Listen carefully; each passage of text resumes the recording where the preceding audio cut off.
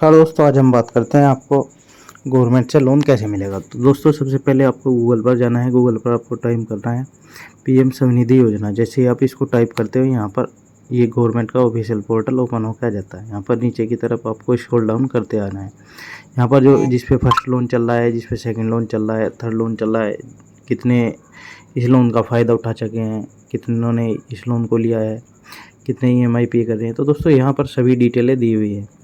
इसी तरह से आपको पे करने के लिए ऊपर की तरफ आना है, अप्लाई फॉर एलआर लोन, इस पर क्लिक कर देना है। जैसे ही दोस्तों आप इस पर यहाँ पर क्लिक करते हो, आपके सामने ऐसा इंटरफेस आ जाता है। यहाँ पर आपको अपना रजिस्टर कोई भी मोबाइल नंबर होता है वो यहाँ पर आपको टाइप करना होता है। नीचे की साइड में यहाँ पर आपका जो कैप्चा होता है यहाँ फिल कर देने के बाद आपको रिक्वेस्ट ओटीपी पे क्लिक करना है। जैसे ही दोस्तों आप इस पर क्लिक करते हैं, आपका जो मोबाइल नंबर था उस पर एक ओटीपी गया, ओटीपी वो यहाँ पर आपको फिल करना है। जैसे दोस्तों इस पर आप अपना ओटीपी नंबर फिल कर दे, तो फिल करने के बाद इसको वेरीफाई करना होता है। वेरीफाई कर देने के बाद फिर से आपके सामने ऐसा इंटरफेस आ जाता है। इसको 4th स्टेप में भरकर कंप्लीट करना है। यहाँ आप नीचे की साइड में आपको दिख रहा होगा, यहाँ पर लिखा हुआ है do you have any Aadhaar card. यहाँ पर इसको यस कर देना है, क्योंकि सभी के पास अब आधार कार्ड है लगभग। यहाँ पर वेंडर कैटेगरी सेलेक्ट करना है, आपको किस कंपनी से लोन चाहिए, किस तरीके का, आपको यहाँ पर एक सिलेक्ट करके नेक्स्ट पे क्लिक कर देना है। क्लिक कर देने के बाद दोस्तों यहाँ पर आपको जो है अपना आधार नंबर डालना होता है। जो हमारा आधार नंबर है वो यहाँ पर आपको फिल कर देना है। फिल कर देने के बाद जैसे हम इसको आधार नंबर को फिल करते हैं, हमको नीचे की साइड में कैप्चा डालना होता है। कैप्चा डालने के बाद यहाँ पर वेरीफाई इस पर क्लिक कर देना है। जैसे ही आप इस पर क्लिक करते हो दोस्तों, आपके सामने फिर ऐसा इंटरफेस आ जाता है। यहाँ पर हमारी जो आधार कार्ड से संबंधित डिटेल है, यहाँ पर हमका अपना स्टेट और टाउन वगैरह ये सभी हमको यहाँ पर अपनी डिटेलें जो है डालकर सबमिट कर लेनी है। पर्सनल इंफॉर्मेशन में दोस्तों हमको सभी डिटेलें जैसे इसने फॉर्म में हमसे अगर हमारे पास कोई डॉक्यूमेंट है तो उसको यस करना है, यदि नहीं है वो डॉक्यूमेंट तो उसको नो कर देना है, कोई इशू नहीं है दोस्तों। इसी तरह से आप अपना जो है ये पूरा फॉर्म फिल कर सकते हैं दोस्तों। अगर कोई हमारे पे कोई डॉक्यूमेंट नहीं है तो उसमें आप नो भी कर सकते हो, कोई इसमें ऐसी रिक्वायरमेंट नहीं है। इसी तरह से दोस्तों अपना जो है फॉर्म आपको फिलअप कर देना। यहाँ पर आधार नंबर, नाम, ये सभी डिटेलें आधार कार्ड से संबंधित यहाँ पर आपको फिल करनी होती है। यदि हमारा करंट एड्रेस और पर्सनल एड्रेस सेम है तो हमको जो है वही रहने देना है।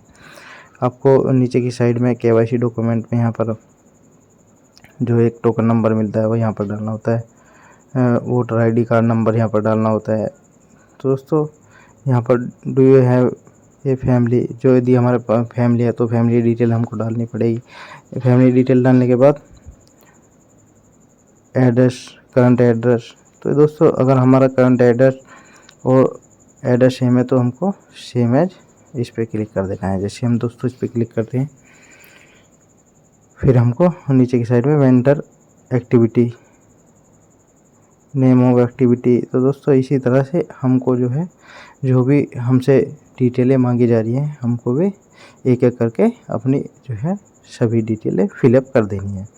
जहाँ हमारा प्लेस है, कहाँ पर हमने अपनी शॉप ओपन की हुई है, तो दोस्तों सभी यहाँ पर हमको अपनी डिटेलें यहाँ पर सभी देनी होती हैं।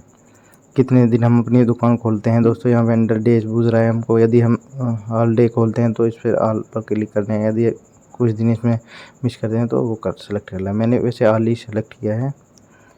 यहाँ पर टाइमिंग, किस टाइम से किस टाइम तक आप अपनी शॉप को ओपन करते हैं वो यहाँ पर आपको डालना है दोस्तों। इसी तरह से आपको सुबह किस टाइम आप उसको खोलते हैं, शाम को क्या टाइम है आपको, ये पूरा टाइम आपको यहाँ पर एक सेलेक्ट कर लेना है। जैसे ही आप इसको सेलेक्ट करते हैं, लोकेशन, एरिया, ये सभी डिटेलें यहाँ पर हमको देनी होती है। हमारा कौन से एरिया में दुकान है और हमारा कौन से शॉप किस टाइम तक खुलता है, ये सभी हमको यहाँ पर पिन कोड वगैरह डाल करके डिटेल सबमिट कर देनी है। प्रूफ है वेंडिंग, यहाँ पर कोई डॉक्यूमेंट आपको उसका प्रूफ का है तो उसको अपलोड करना है, यहाँ पर यस कर देना है। और सभी अगर और कोई डॉक्यूमेंट आपको नो भी करोगे तो वो भी चल जाएगा।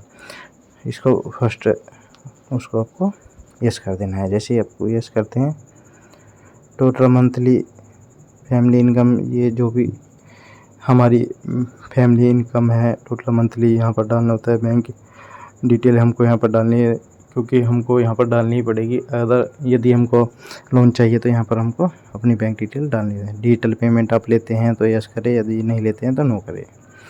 इसी तरह से दोस्तों आपको इतना भी कुछ नहीं करना है, क्योंकि यहाँ पर हमको जो भी डिटेलें हमारे से मांगी जा रही है, लोन अमाउंट कितना चाहिए आपको, क्योंकि फर्स्ट जो लोन है वो 10,000 तक ही हो पाएगा, 12 मंथ की EMI रहेगी। जो सेकंड लोन है वो 20,000 तक हो पाएगा, उसमें 18 मंथ की EMI होती है।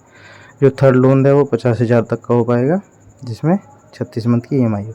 जो फर्स्ट में आ रहा था ना दोस्तों शुरू में, वो यहाँ से आप देख सकते हो, क्योंकि फर्स्ट EMI आपको 10,000 तक ही मिल पाएगी, और थर्ड सेकंड में आपको 20,000 तक, और थर्ड आपको 50,000 तक मिल पाएगी। इसी तरह से दोस्तों आपको अपनी जैसी आपकी ज़रूरत है उस हिसाब से आप लोन ले पाएंगे। लोन पर आपका मतलब क्या है, किसी तरीके से आप अपना लोन ले रही हैं बिजनेस बढ़ाने के लिए, दोस्तों इसी तरह से कोई भी आपको एक कैटेगरी सेलेक्ट कर लेनी है और सबमिट पे क्लिक कर देना है। जैसे ही क्लिक करते हो सबमिट पे दोस्तों आपको 2 स्टेप कंप्लीट हो गए। तीसरे स्टेप में आपको यहाँ पर अपना एप्लीकेशन फ़ोटो, जो हमारा फ़ोटो है वो अपलोड करना होता है।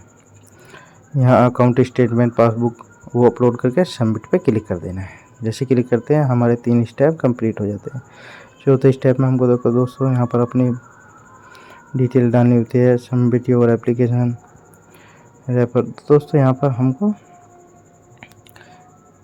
किस ब्रांच से आप लोन लेना चाहते हैं अपनी आसपास, तो यहाँ पर अपनी वे डिटेल यहाँ पर हमको फिल करनी होती है, कौन से बैंक से आप लोन लेना चाहते हैं। तो दोस्तों इसी तरह से मैंने एक बैंक सेलेक्ट कर लिया है। इसी तरह से HDFC बैंक से मैं लेना चाहता हूँ, तो इसी तरह से मैंने सेलेक्ट कर लिया है। इसी तरह से आप भी अपना मनपसंद जो आपका बैंक है उससे आप सेलेक्ट करके यहाँ से एग्री एंड कंसेंट दे करके सबमिट पे क्लिक कर देना है।